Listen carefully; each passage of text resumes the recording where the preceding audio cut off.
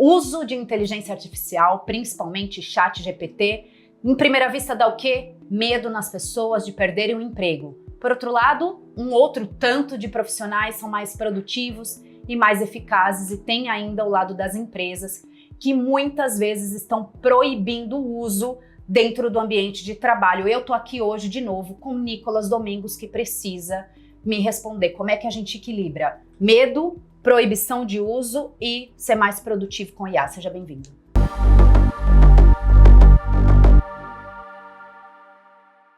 Obrigado, Elisa, obrigado pelo convite. Bom, como que a gente equilibra?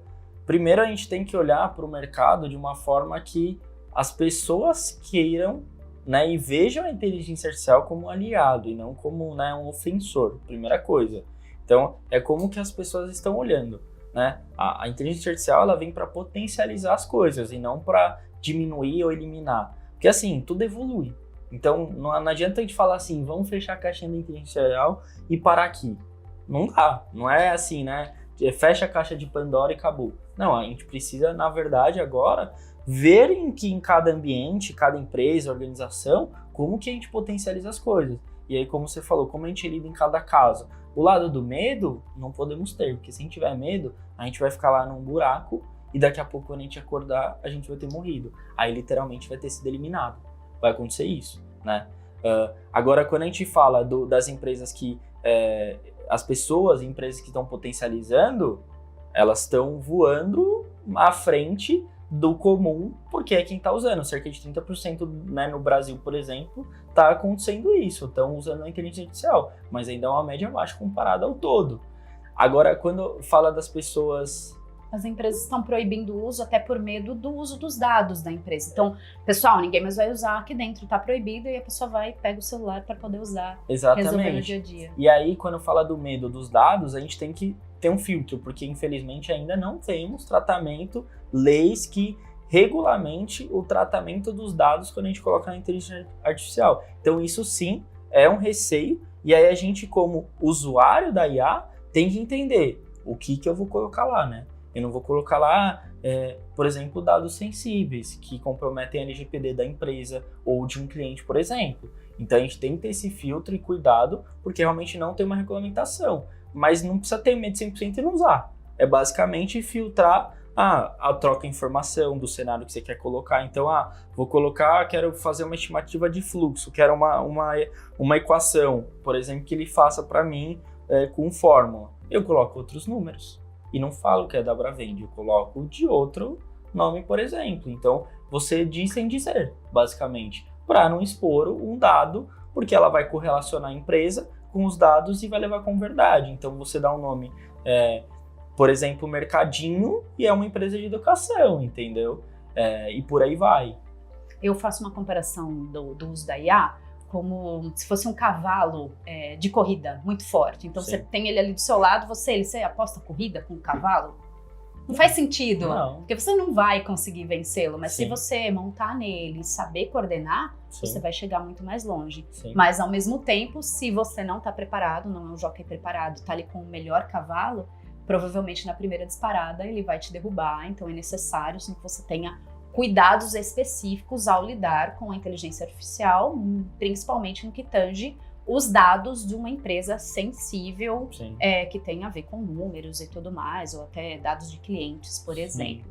Nicolas, eu preciso falar, você esteve lá nesse maior evento mundial de inovação e tecnologia, que foi o South by Southwest, e lá eu peguei umas informações e o vice-presidente da Microsoft, ele disse assim sobre a IA: o ketchup finalmente saiu da garrafa de vidro, que é quando você virava ali, batia e não saía, de repente quando sai de uma vez. Então, querendo dizer que agora não dá mais para a gente fugir da IA. Mas aí eu preciso perguntar, o que então a gente precisa dominar de verdade e aprender em relação à inteligência artificial para poder extrair o melhor dela? O que é, como é que eu uso de verdade o tal do prompt? Bom, Elis, uma ótima analogia, inclusive, dessa palestra, né, do ketchup, que, por exemplo, né, até a Heinz pensou de uma forma, vira embalagem, por exemplo, né? Isso. E aí, trazendo o prompt, por exemplo, basicamente o prompt é o comando que você dá pro sistema. Então muita gente fica, né, o que é, e é basicamente o como a gente solicita para o sistema, né, para a inteligência artificial, o que a gente quer de output. Só que isso é muito importante a gente entender como a melhor informação que a gente der com prompt, melhor vai ser o resultado. Então, como fazer? Então, vou te dar um exemplo na prática. Eu quero fazer um roteiro para um vídeo. Você tem que entender, do outro lado do sistema, inclusive a gente falou no outro vídeo sobre isso, que se você falar algo superficial, ele vai te entregar algo superficial. Então, quanto mais informação detalhada, objetiva, você der para a inteligência artificial, melhor ele vai te entregar. Então, por exemplo, eu quero um vídeo. Eu posso falar, eu quero um vídeo institucional. Ou eu quero um vídeo para uma empresa de educação corporativa, com X anos de história, com o propósito de transformar pessoas, evoluir negócios, contribuir para um mundo melhor, que é uma empresa de soluções customizadas, e por aí vai. Você discorre, você diz o cenário com o texto. A mesma coisa quando você vai com um liderado ou com alguém da sua equipe passar uma tarefa. Se você passa algo superficial, vem algo superficial. Então, com o prompt não é diferente. É você, o quanto mais calculista, detalhista você pedir esse prompt, melhor vai ser o resultado. Então, não tem segredo. Quanto mais detalhado você for, você tem que imaginar que você está ensinando alguém. E esse ensinamento vai te entregar um resultado muito maior e detalhado e numa velocidade muito alta. Porque ele tem uma capacidade computacional de entregar a pesquisa, de olhar o Google todo rapidinho, te entregar link, te entregar referência, base científica com livro. Você pede um referencial para ele te entrega do livro do Machado de Assis na página tal, capítulo tal, entendeu?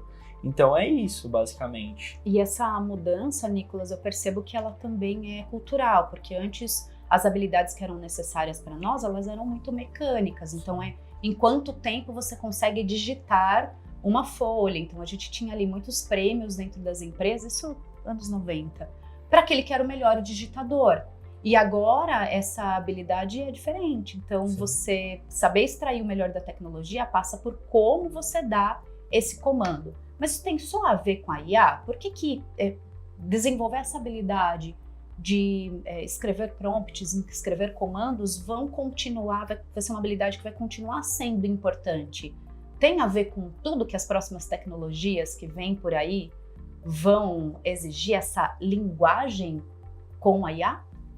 Tem, porque assim, tudo vai evoluindo, né? Então a linguagem ela vai evoluindo por trás. Então, ao mesmo tempo que a gente está olhando para a tecnologia e está desenvolvendo a linguagem, se a gente não desenvolver como que a gente vai comunicar e aprender e não ver isso como um ofensor, melhor vai ser o resultado que ele entrega. Então, por exemplo, eu sei inglês, mas eu não vou lá e me desenvolvo, eu sei básico.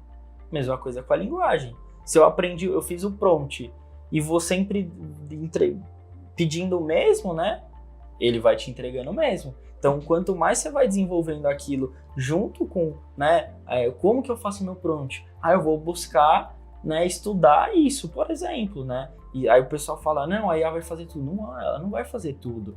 Tem o seu lado humano de ter toda uma capacidade crítica, de você usar o seu tempo para poder estudar coisas que vai conseguir extrair melhor da inteligência artificial.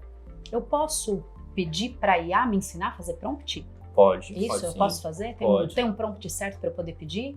Basicamente, não tem um prompt perto. Se você pedir, aí depende para quê, né? Eu quero um prompt para poder fazer uma descrição de vídeo, é uma coisa, né? De novo, quanto mais específico, melhor. Então, se você é específico ao ponto de dizer, eu quero um prompt para poder dizer que eu quero uma campanha de Google Ads no YouTube, para potencializar os views do meu vídeo, é uma coisa. Você vai pedir. Só que aí cabe de você ser crítico e dizer, você precisa melhorar isso, porque você pode, inclusive. Que nem, por exemplo, semana passada mesmo, eu pedi uma fórmula que eu sei fazer, só que ela faz muito rápido. Ela fez em segundos, eu tentativa e erro para acertar. E aí eu disse, você está errada. Por quê? Ela pegou uma base americana. Ela estava fazendo sobre o sistema americano, que é o Excel, por exemplo. Que lá eles usam vírgula, em vez de aqui é ponto e vírgula. E ela realmente, no Brasil tal, e ela pede até desculpa. Então, assim, não é só, põe lá e tá tudo certo, né? Você que, inclusive, aí tá, às vezes, usando de uma forma Ctrl+C, Ctrl+V, não. Você precisa ser crítico, continuar estudando, continuar se desenvolvendo, para continuar dizendo, porque ela se molda sobre as pessoas que estão usando. Ela vai ali se adaptando e consumindo dados. Quanto mais você diz se está bom, se não está, ela vai se desenvolvendo e vai aprimorando, assim como nós precisamos se desenvolver e aprimorar. E aí, nesse aspecto que você contou dessa história, entra muito na questão de a gente vai perder nossos empregos? Se não são os empregos, o que é que a gente vai perder? O que que a gente tem que ter essa cabeça mais maleável para poder aceitar com a chegada da IA? A gente não vai perder, os empregos não vão se perder, eles vão se adaptar, vai se adaptar às funções, basicamente, né? E aí, quando eu falo que, às vezes eu faço algo que é totalmente operacional, não vou fazer mais dentro daquele cargo. Eu vou fazer coisas mais estratégicas, por exemplo, que o operacional IA pode fazer. Eu posso colocar lá toda semana, por exemplo, para fazer tal relatório que ele conecta, inclusive o Copilot pode olhar o Excel e fazer um relatório. Do que, por exemplo, eu ficar ali fazendo relatórios e ao invés de eu poder analisar, aí eu consigo usar o meu tempo para análise e tomada de decisão do que só ficar preenchendo vários relatórios que ela consegue fazer para mim. Então, não. Basicamente, algumas, com o tempo, vai se adaptando no mercado, entendeu? E vai se acomodando de outra forma. Até trazendo de novo para a questão da programação, Nicolas, a inteligência artificial, ela faz com que a gente democratize mais esse poder de programar que está bem exclusivamente para esse universo de quem está na tecnologia? Sim, com certeza. E, inclusive, para quem sabe programar, ela te ajuda a ir mais rápido. Mas para quem não sabe, ela te ajuda o início, só que aí, de novo, inclusive, eu não sou programador, mas eu aprendi programação. Só que eu gosto, mas não para efetivamente atuar no dia a dia. E aí eu, só por curiosidade, fui testar. E ela te entrega, só que ela não te entrega pronto.